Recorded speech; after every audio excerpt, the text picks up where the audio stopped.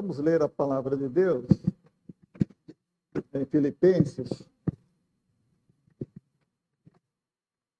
Filipenses, carta do apóstolo Paulo, capítulo 2. Eu quero, nessa noite, pela graça de Jesus, falar sobre o que faremos, pensando no futuro, como seremos daqui em diante, completando aquilo que iniciei esse início de ano, né? E agora, final, né? Já primeiro mês acabando, né? Amanhã, último dia, né? Último dia de janeiro. E como passou rápido, né? Parece que a gente virou o ano agora, esses dias. E pregava esses domingos sobre o que aprendemos com esse ano difícil que atravessamos, que foi o ano de pandemia, o segundo ano de pandemia. Domingo passado, mais um pouco sobre como isso nos transformou, o que mudou em nossa vida. E hoje, o que faremos pensando em futuro e como seremos daqui em diante? Temos sempre uma coisa nova acontecendo. Nós estávamos olhando aqui o Josué cantando, então é uma coisa nova, né? Tivemos algumas perdas no ministério, mas que coisa maravilhosa. Deus mostra uma coisa que a gente não podia imaginar. Vem o Josué aqui espontaneamente cantar e louvar a Deus e ingressar ao ministério, sabe? E eu me lembrei do tempo que eu era diretor do seminário, e às vezes a gente recebia muitos seminaristas, aí eu conversava com o pastor, olha, ele falava para mim, pastor, aquele era meu braço direito na igreja, ele tocava, ele fazia isso, fazia aquilo. Eu falava, pode ficar tranquilo que Deus vai levantar outro. Ele levantava 2, 3 no lugar, né? Deus nunca deixa a sua igreja sem ministros. Deus sempre levanta, Deus sempre, inclusive isso dá oportunidade para pessoas se apresentarem no serviço, e é maravilhoso. Eu louvo a Deus por isso. Deus vai ser louvado e glorificado, Ele vai continuar suprindo a necessidade da sua igreja, porque a igreja é dele. Jesus disse, eu edificarei a minha igreja, e as portas do inferno não prevalecerão sobre ela. Nós agradecemos aos irmãos que estão conosco também no chat, e deixa aí, até o final estarei olhando e dirigindo uma palavra pessoal a cada um. Deixa a sua boa noite, se tiver algum pedido de oração também. Bem, vamos ler então. Filipenses, capítulo 2. Eu vou focar especialmente versículos 12 e 13, mas vou ler até o versículo 13 a partir do capítulo, do início do capítulo. Portanto, se por estarmos em Cristo temos algum poder, algum encorajamento de amor, alguma comunhão no Espírito, alguma profunda fraternidade e compaixão, completai a minha alegria, tendo o mesmo modo de pensar, o mesmo amor, um só Espírito e uma só atitude. Nada façais por rivalidade, nem por vaidade. Pelo contrário, cada um considere com toda a humildade as demais pessoas superiores a si mesmo. Cada um zele não apenas por seus próprios interesses, mas igualmente pelos interesses dos outros. Tendo em vós o mesmo sentimento que houve também em Cristo Jesus, o qual, tendo plenamente a natureza de Deus, não reivindicou o ser igual a Deus, mas pelo contrário, esvaziou-se a si mesmo, assumindo plenamente a forma de servo e tornando-se semelhante aos seres humanos. Assim, na forma de homem, humilhou-se a si mesmo, entregando-se à obediência até a morte e morte de cruz. Por isso Deus também o exaltou sobremaneira, a mais elevada posição, e lhe deu o nome que está acima de qualquer outro nome, para que ao nome de Jesus se dobre todo o joelho dos que estão nos céus, na terra e debaixo da terra. E toda língua confesse que Jesus Cristo é o Senhor, para a glória de Deus Pai. Sendo assim, meus amados, como sempre obedecestes, não somente na minha presença, porém muito mais agora na minha ausência, colocai em prática a vossa salvação com reverência e temor a Deus. Pois é Deus quem produz em vós tanto o querer como o realizar de acordo com a sua boa vontade. Então, o que faremos daqui em diante, como seremos daqui em diante, depende. Depende basicamente disso, de que Deus está operando, que Deus opere na minha vida e na sua vida. Depende se nós deixaremos que Deus produza em nós o que Ele quer, o que é para a sua honra, o que é para a sua glória, de acordo com a sua boa vontade. Porque o que aprendemos até aqui é que nós somos muito abençoados. Deus tem nos abençoado. Nós aprendemos que damos ao Senhor o número um, o lugar número um, Ele é prioridade em nossa vida, e que por isso nós procuramos dedicar com intimidade, submissão ao Senhor, a nossa comunhão, porque Ele tem cuidado de nós. Nós também temos aprendido que é nosso dever desenvolver a esperança. Isso é uma parte que cabe a nós, cada um de nós, desenvolver, sabendo que Deus, neste mundo atribulado, pede que nós desenvolvamos a esperança de que Ele está conosco e que nós não devemos nos desanimar em tempo algum. Também apreciando cada vez mais essa doce comunhão, essa preciosa comunhão como amados irmãos, amadas irmãs em nossa congregação, porque isso é muito doce. E que o renovar a fé, o amor e a esperança é outra atividade que nós devemos desenvolver. Depende de cada um de nós. E a nossa consciência, como falava domingo passado, de que é necessário encher o tanque e renovar o amor a cada dia. Nessa semana, coloquei uma figurinha lá para lembrar como que anda o nosso tanque de amor, não é? Para a gente exercitar durante a semana, eu pedi aos irmãos, se possível, exercitem, façam uma autoanálise durante a semana, como tem sido o seu tanque emocional da pessoa que você ama, se você está cuidando, enchendo de amor, porque isso tudo depende do nosso futuro também, de como nós estamos bem. Em primeiro lugar, como prioridade Deus, mas conosco, e então com aqueles que nós amamos, com quem nos relacionamos. Então o que faremos depende se Deus está e Ele estará operando em nós. E depende de cada um de nós, aquela expressão, cada um de per si. Né? Paulo usava essa expressão muitas vezes, em Efésios 33, por exemplo, 5:33, ele fala, cada um de per si, ou cada um de vós assim ame a sua mulher, como a si mesma a mulher tenha o seu marido, né, com respeito. Então, há coisas que dependem de cada um. Depende de cada um. Ninguém pode fazer por cada um aquilo que cada um deve fazer, né? Uma redundância aqui, né? É só para lembrar a gente, né? Às vezes a gente fica pedindo a Deus alguma coisa errado, é alguma coisa que a gente tem que fazer e Deus não vai fazer por nós. Então, o futuro depende de cada um de nós, depende de cada um de per si. Por exemplo, nós precisamos dedicar cuidado a si mesmo. Cada um de nós precisa cuidar de si. Ninguém vai cuidar, a menos que ficou doente. Aí então tem que cair aos cuidados de um médico, né? Então, nós nos entregamos ao cuidado daquele médico, daquela médica, porque é um momento que dependemos daquele cuidado.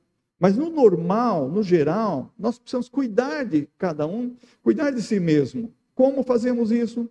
Então, aqui só para lembrar várias coisas rapidamente sobre essa área espiritual, que todo ano, geralmente, eu recordo aqui. Precisamos cuidar da disciplina da oração. É uma disciplina e ela deve ser apreendida e desenvolvida cada vez no Espírito, aquela oração no Espírito, aquela oração que realmente o nosso coração se une ao coração de Deus, e nós aprendemos a fazer oração sem cessar. Não fazemos oração para nos exibir ou exibir conhecimento, mas sim para demonstrar a Deus que nós dependemos dEle e que nós confiamos nele, e isso se torna uma escola na nossa vida, que nos ensina cada dia a depender mais do Senhor e a confiar mais no Senhor. Então, essa é a disciplina da oração. Nós precisamos, durante essa disciplina, como outras disciplinas, sempre edificar a nossa vida, lembrando, Jesus é o centro. Jesus é a pedra angular. Nós precisamos ter a nossa vida edificada sobre a pessoa, o exemplo, o ensino, a palavra de Jesus Cristo. Precisamos priorizar o estudo da Bíblia. Eu creio que nunca tivemos um tempo tão importante para priorizar o estudo da Bíblia. A nossa sociedade está sendo muito bombardeada com ideologias humanas. Nós precisamos voltar para a Bíblia mais ainda. Aqueles que têm o hábito de ler a Bíblia diariamente, de meditar na palavra de Deus, precisamos priorizar o estudo da Bíblia. A palavra de Deus diz em Deuteronômio capítulo 17, no versículo 19 e 20, que isso é que faz a gente depender de Deus e temer ao Senhor. Quanto mais lemos a palavra, mais nós aprendemos a temer o Senhor. Porque muitas pessoas não têm temor de Deus, justamente por isso, porque não leem a palavra, não desenvolvem esse temor. Precisamos também, cada um de per si, desacreditar na sua habilidade, na sua habilitação, na sua capacidade ou sua capacitação humana. Isso é muito importante para quem quer crescer espiritualmente. Precisamos acreditar na unção, na capacitação que vem do Espírito Santo. Há coisas que nós só podemos fazer quando o poder vem de Deus. As coisas que nós fazemos na igreja só podemos fazer quando o poder vem de Deus. Mesmo a ministração do louvor, o mesmo nosso cantar e o apresentar a Deus a nossa adoração, nós dependemos da capacitação do Espírito Santo. E é como diz Paulo, às vezes nós vamos aprender isso na fraqueza. Às vezes Deus permite a gente passar por momentos de fraqueza, de necessidade, e para aprender que o temor e o tremor é devido a Ele. Paulo diz isso em 1 Coríntios capítulo 2, versículo 3. Às vezes é uma doença. 2 Coríntios 12, versículo 7. Às vezes é uma perseguição que vem sobre nós, 2 Coríntios 4, 8 e 9. Enfim, há sempre várias maneiras que Deus usa para nós aprendermos através da fraqueza que não podemos confiar na nossa capacidade ou nossa capacitação humana, mas devemos confiar no poder de Deus e depender do poder de Deus. Para que a excelência do poder seja de Deus, afirma o apóstolo Paulo em 2 Coríntios capítulo 4, versículo 7. Então, devemos também, cada um de per si, cuidar para desenvolver a humildação. Alguém sabe o que é isso? Humildação. Humildação é a diminuição do ego. É o controle do orgulho, né? Controlar o orgulho, abater o orgulho, é desenvolver a humildade. E, então, nós precisamos também praticar esse exercício. O pior dos pecados, segundo Emil Brunner, um dos teólogos americanos, o pior dos pecados, o pior dos vícios conhecidos é o orgulho, ele fala. E foi isso que derrubou, nós sabemos, Lúcifer do céu. Ele, por causa do orgulho, pecou contra Deus. Então nós precisamos também cuidar disso. Às vezes nós vamos, sem perceber, descuidados, permitindo que o orgulho comece a invadir e a soberba o nosso coração, e começamos a nos achar aí até a última bolacha do pacote, como diz a moçada hoje em dia, né? Nos achar muito importantes. Esse é um perigo constante. Jesus Cristo foi humilde. Por isso ele disse: aprendei de mim, que sou humilde e manso de coração. Nós precisamos aprender com o exemplo de Jesus, aprender com o exemplo de João Batista, que foi humilde. E João Batista disse: é necessário que ele cresça e eu diminua. Então isso é desenvolver a humildação, diminuição do ego e o fazer as coisas para a honra e para a glória de Deus. Também nós precisamos reconhecer que Deus está operando. Ele está operando de várias maneiras, especialmente, particularmente na vida de algumas pessoas hoje, agora, no mundo. Eu aprendi com, eu não lembro agora que é, não sei se foi Jimmy, esqueci o nome dele agora, a fazer uma oração muito interessante, que é assim: o Senhor está fazendo grandes coisas hoje no mundo. O Senhor está usando alguém hoje de uma forma muito especial no mundo. Senhor, me usa também para engrandecer o teu reino aqui onde eu estou. A gente precisa aprender esse sentido da humildade. Que se Deus quiser, como disse alguém para Jesus: Senhor, se tu queres, podes me curar. Aquele leproso, por exemplo. Nós precisamos entender que Deus está operando hoje no mundo, na vida de algumas pessoas, de um modo especial. E Ele pode operar na minha vida e na sua vida também. E há pessoas que poderão ser tocadas e abençoadas se Deus operar na sua vida, na minha vida, nesse dia, nessa semana, de alguma forma. Alguns anos atrás eu fiz uma comparação entre Jobs e Jó. O Jobs que eu falo é o Steve Jobs, criador, um dos fundadores da Apple, né? Famosa essa marca no mundo inteiro. Hoje ele está muito esquecido, a não ser que alguém faz alguma referência a alguma das suas criações. Mas eu fiz uma comparação entre Jobs da Apple e o Jó da Bíblia. O Jó da Bíblia, ele sempre obedeceu espontaneamente a Deus. Ele nunca foi pressionado, ele não era obrigado a fazer aquilo, tudo que ele fazia. E Deus fez da sua vida um livro conhecido para milhões de gerações ao longo da história. Jó é conhecidíssimo ao longo da história, porque ele foi um servo de Deus que foi obediente, de uma forma espontânea, ele honrou a Deus. E esse livro é escrito, o livro de Jó, não para explicar porque o justo sofre, porque existem aflições na vida do justo, mas para revelar que o justo sofre para a glória de Deus. Para a glória de Deus. O objetivo é maravilhoso. Já o Steve Jobs, ele viajou até a Índia, certa ocasião, para servir um Deus que prometeu blindar a sua vida. Era uma tentativa de livrar da aflição, mas não deu certo. O câncer finalmente ceifou a vida dele. Durante a breve vida dele, ele chegou até a propor uma guerra termonuclear contra os seus inimigos. Jó, diante dos seus amigos que se tornaram inimigos, ele nunca quis a morte deles. Jesus ensinou que o cristão, o verdadeiro homem de Deus, ele até ora pela vida dos seus inimigos. Jobs queria até que seus inimigos morressem. Em sua vida precoce, Jobs precisou contratar um biógrafo para escrever o livro de sua vida, para a sua glória. Diferente de Jó, que o livro é escrito para a glória de Deus. Bom, Jó sempre obedeceu a Deus, espontaneamente. Deus fez da sua vida um livro conhecido em todo o mundo. Eu creio muito do que Albert Einstein disse.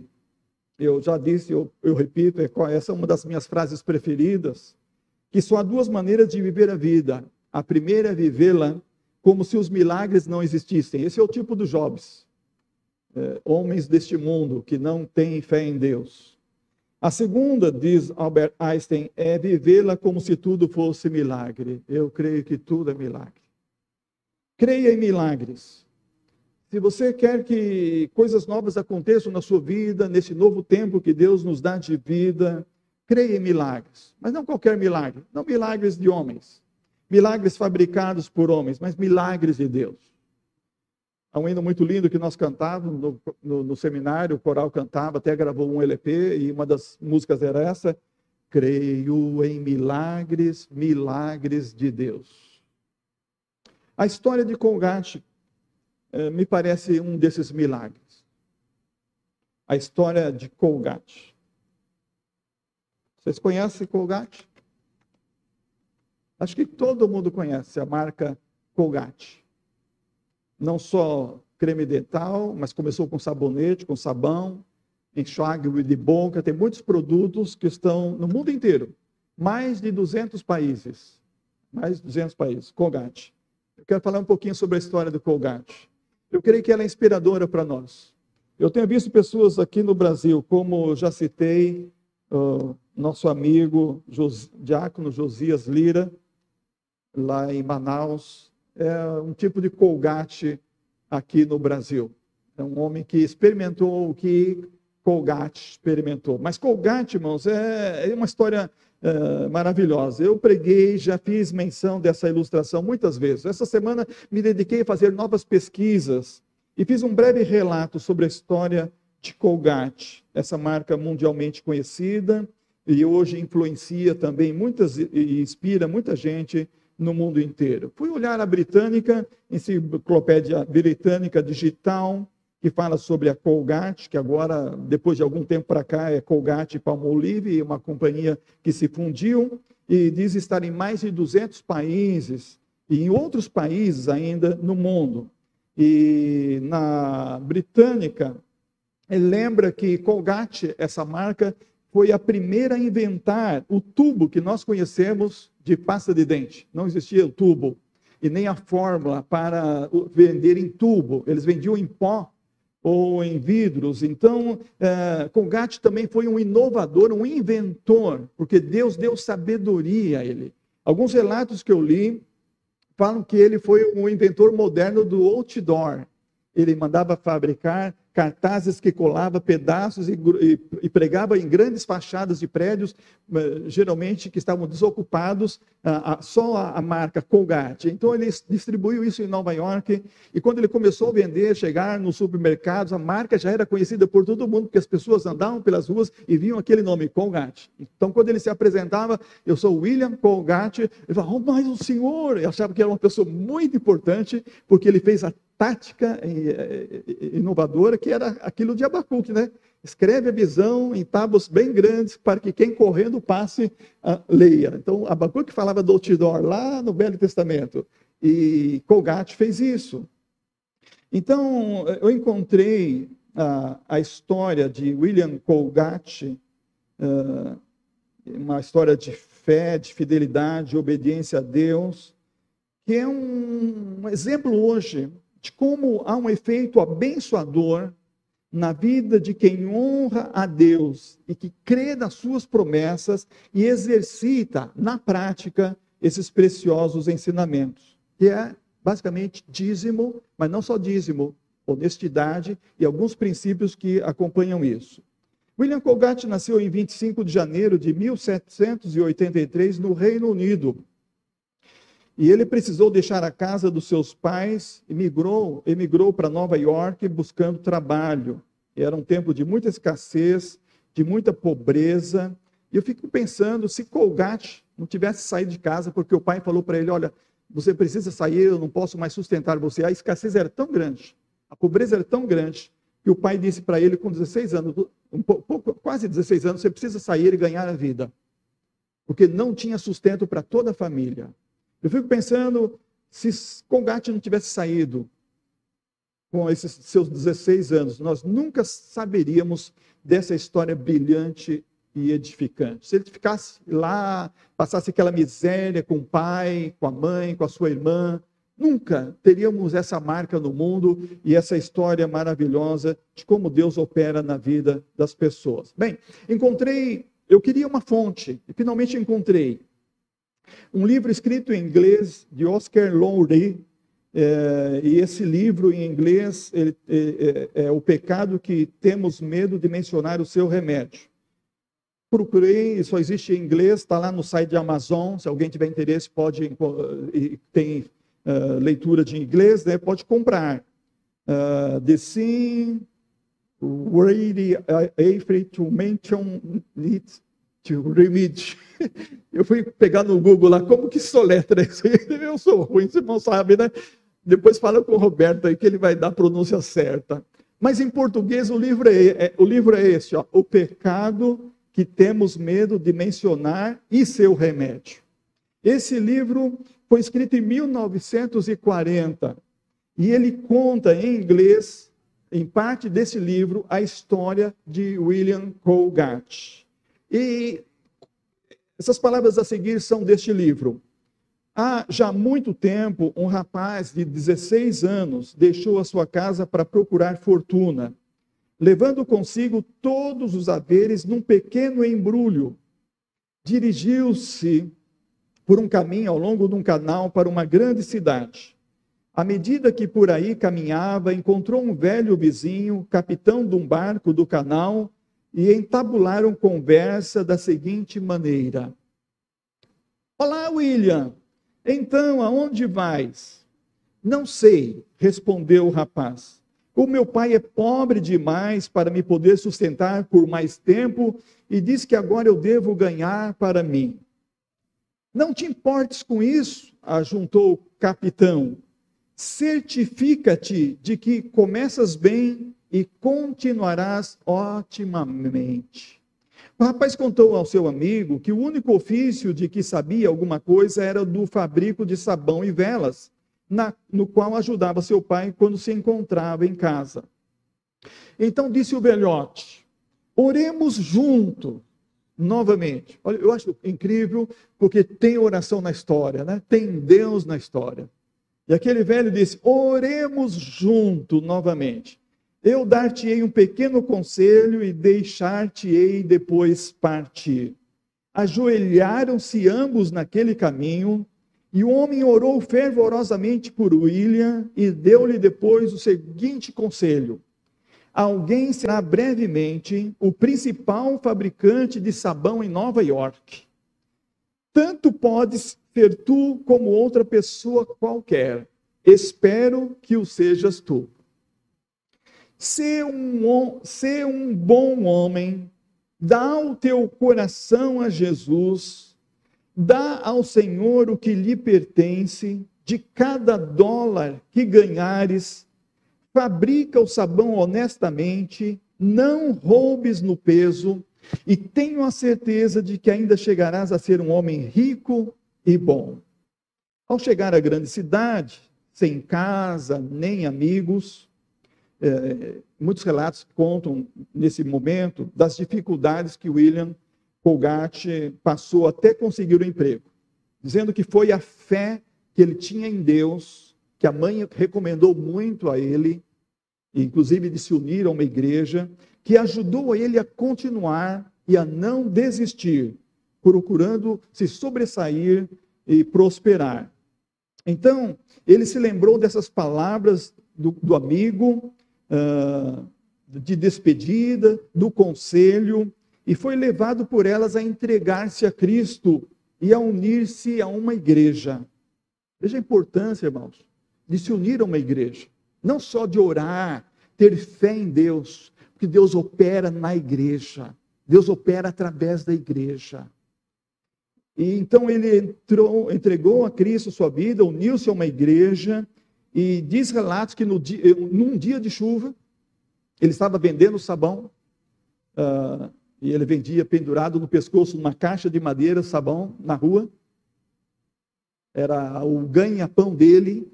E um dia de chuva ele buscou abrigo numa igreja, e naquela igreja o pregador estava contando a história de Jacó. E ele ouviu atentamente a história de Jacó, pela boca daquele pregador, lendo Gênesis capítulo 28, especialmente versículos 20, 21 e 22. Então em Betel, Jacó fez o seguinte voto: se Deus estiver comigo e me guardar no caminho por onde eu andar, cuidar de mim, provendo-me pão para comer e roupas para vestir, se eu voltar são e salvo para a casa de meu pai, então Yahvé será o meu Deus. E esta pedra que hoje coloquei como coluna servirá de santuário de Deus, e de tudo que me deres, certamente te devolverei a 10ª parte como oferta de louvor. William, ao ouvir isso, saiu, não, isso não está no livro, outros relatos, saiu e se ajoelhou com sua caixinha de sabão, orando: ó Deus, se o Senhor me tirar dessa pobreza em que eu me encontro, eu prometo ao Senhor que por toda a minha vida, eu vou dar para o Senhor 1/10 de tudo que eu ganho. Ele já tinha fé, e ele então obedecia ao Senhor, e no dia seguinte ele conseguiu um emprego em uma fábrica de amido, sabão e velas. Ele entrou como mensageiro naquela fábrica, mas por causa do seu bom comportamento, ele subiu até a função de fabricar sabonetes. Voltando ao relato do livro, os primeiros dólares que ganhou fez-lhe chamar atenção para o assunto exposto pelo velho capitão. Procurou na Bíblia e viu que se exigia dos judeus que contribuíssem com 1/10, que a gente chama dízimo. Se o Senhor receber 1/10, dá-lo-ei, disse ele. E assim ele fez. Acostumou-se a isso durante a sua longa vida. 1 tostão de cada dólar, é a frase, né? Quer dizer, o 10º de cada dinheiro, ele era consagrado perante o Senhor. Alguns anos depois, William tornou-se sócio naquela fábrica, naquele negócio. E mais tarde se tornou o único dono. Aquele homem que o adotou como sócio, ele não tinha filhos, e quando ele morreu, então William ficou como único dono daquele negócio. E o negócio, dizem outros historiadores, cresceu, ele prosperou graças ao esforço, mas é claro, a fidelidade contínua de Colgate, de William Colgate, em honrar a Deus com seu dízimo. Então, voltando ao livro, começou a dar 2 dízimos, e começou a dar 3 dízimos, depois aumentou para 5 dízimos. Então, a sua fidelidade e dedicação a Deus fizeram com que ele prosperasse e tivesse sucesso como empreendedor. E ele não só ficou com 5 dízimos, ele chegou a dar 9 dízimos. Você entende? Ele vivia com 10% e 90% ele dava para o trabalho do Senhor. Isso não é um milagre? Isso é um milagre, irmãos. Porque 10% era uma fortuna. Que ele nem precisava do 10%. Imagina quanto ele estava abençoando a obra de Deus com aquele dinheiro.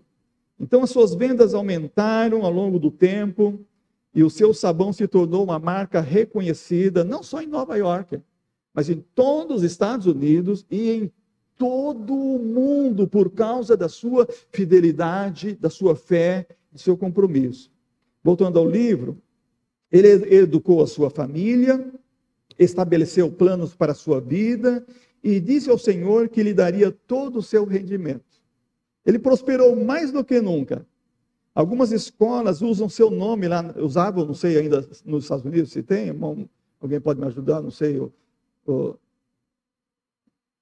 Roberto, alguém que conhece, mas algumas escolas tinham o nome dele porque ele ajudava socialmente os meninos com programas sociais, ele dava dinheiro para universidades e ele deixou assim um nome que nunca morreu nos Estados Unidos e também não morreu no mundo.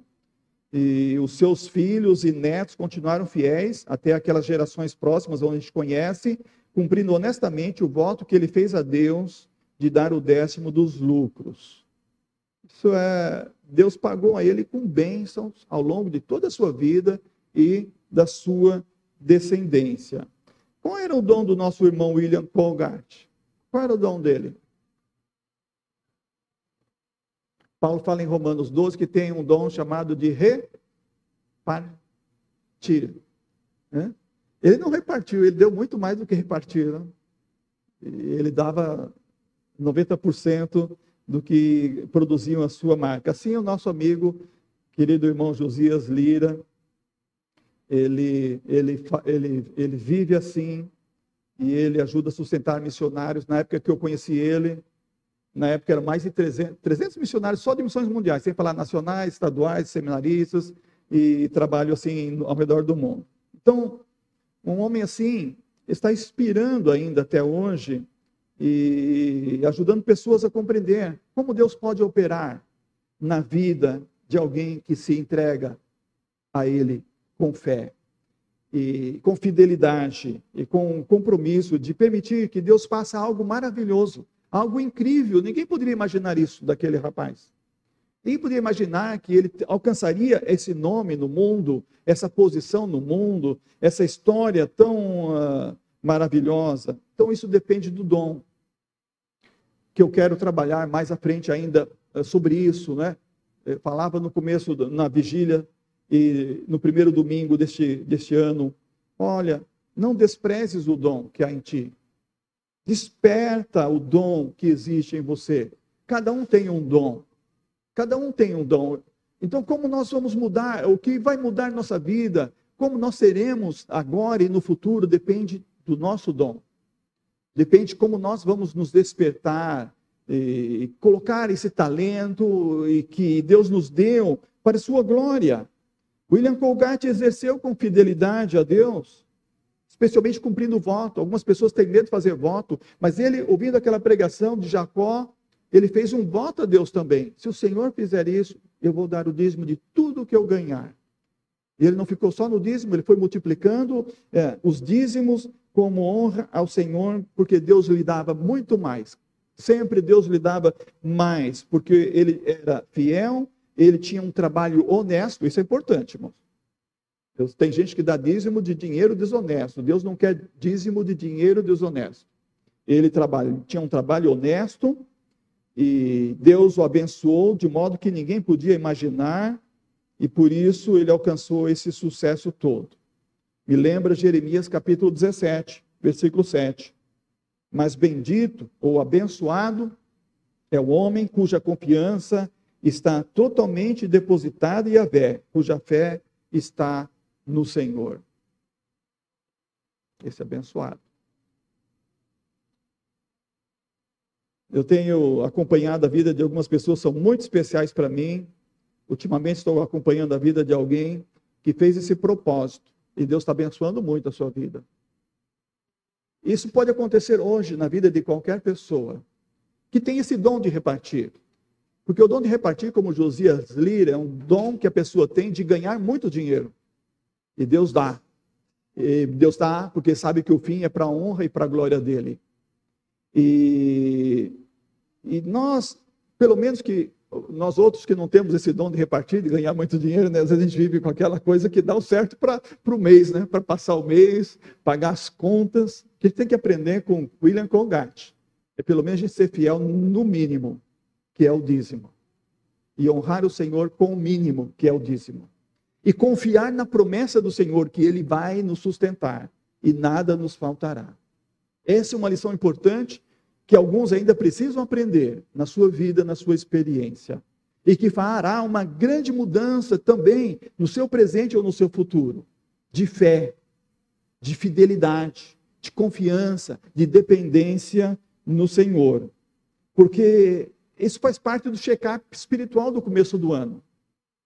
Quando nós seguimos a verdade em amor, nós crescemos em tudo, diz o apóstolo Paulo em Efésios capítulo 4. E aquele que é o cabeça, que é Jesus, em quem centramos a nossa vida, ele nos conhece, ele nos ajudará a crescer e deixar uma marca também aqui, no mínimo na história das pessoas que nos conhecem. William Colgate deixou uma marca no mundo inteiro. E quem pesquisar no Google vai encontrar a história dele. E quem souber garimpar nesses sites de pesquisa vai encontrar história como esta, história precisa sobre a vida dele, que é um testemunho para a glória de Deus.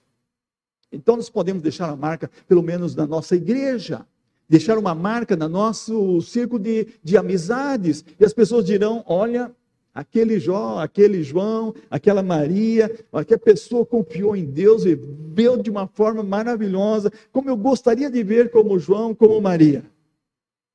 Nós podemos marcar a vida de alguém, e é isso que Deus quer de nós. E neste ano, num tempo como esse, nós deixemos uma marca indelével na vida de algumas pessoas. Para isso, precisamos fazer esse check-up. Fazer aquelas perguntas que tenho repetido aqui algumas vezes. Estou dando mais, isso é, estou contribuindo, dizimando, ofertando. Estou participando mais dos trabalhos da igreja, estou participando, estou cooperando. Estou lendo mais a Bíblia, estou orando mais, estou ganhando outros. E podemos acrescentar essa parte de Filipenses 2,13, que é o texto básico dessa noite. Estou sendo operado por Deus. Deus está operando na minha vida. Deus está produzindo na minha vida algo extraordinário. Porque quando Deus opera, irmãos, é algo extraordinário. Não é algo comum. Não é algo normal. Quando Deus está operando em nós, Ele está produzindo algo, realizando alguma coisa segundo a sua boa vontade, que vai impactar a vida de alguém. Isso vai contribuir para o reino de Deus, porque é o poder de Deus operando em nós, como Paulo falou em Efésios capítulo 3. É o poder de Deus operando em nós. E quando o poder de Deus opera em nós, algo extraordinário acontece. Então, Jesus está conosco, mas cada um per si, né? Cada um precisa fazer alguma coisa, dedicando-se no seu cuidado, na sua área espiritual, edificando sua vida na pessoa de Jesus, disciplinando bem a área da oração, da leitura da Bíblia, da fé, de crer que Deus pode operar, Deus pode realizar milagres na sua vida, na sua família, no seu emprego, na sua empresa, no seu negócio, nos seus relacionamentos. Nós podemos deixar uma marca de crescimento aqui também. Impactar alguém, porque Deus está operando. Quando Deus está operando, algo novo sempre acontece. E Deus vai deixar assim para outras pessoas, olha, há uma marca de obediência ali.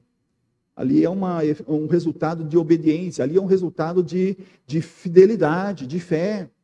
Olha, ele creu, ele confiou em Deus, assim como Jó.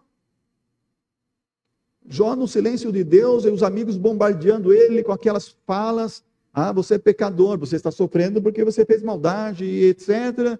E Deus em silêncio, mas Jó está dizendo, não. E ainda que ele me mate, nele eu confiarei. E lá na frente fala, eu sei que o meu Redentor vive, por fim se levantará sobre a terra. Então acontece todo aquele diálogo e Jó permanece ali com a sua fidelidade, com a sua fé, e nós sabemos a consequência disso. O efeito abençoador de Deus na vida daquele que tem fé, que tem obediência, que tem fidelidade e confia no Senhor. Então, vamos ajudar alguém neste mundo, deixando Deus produzir em nós marcas assim, tão abençoadoras. E se alguém está conosco também na internet, aqui, que ainda não tem essa experiência de fé, de salvação, faça como o William Colgate, ajoelhe-se, faça uma oração, entregue a sua vida a Jesus. Senhor, eu entrego o meu coração, Senhor, eu vou me unir à igreja, vou pedir o batismo, eu vou ser um cooperador, um colaborador da igreja de Jesus na terra, e se o Senhor me abençoar, de tudo darei dízimo, eu vou fazer de tudo para que a glória do Senhor se manifeste através da minha vida. Então, faça esse propósito, faça essa oração, tenho certeza que Deus vai abençoar a sua vida e muitos frutos virão para a glória de Deus.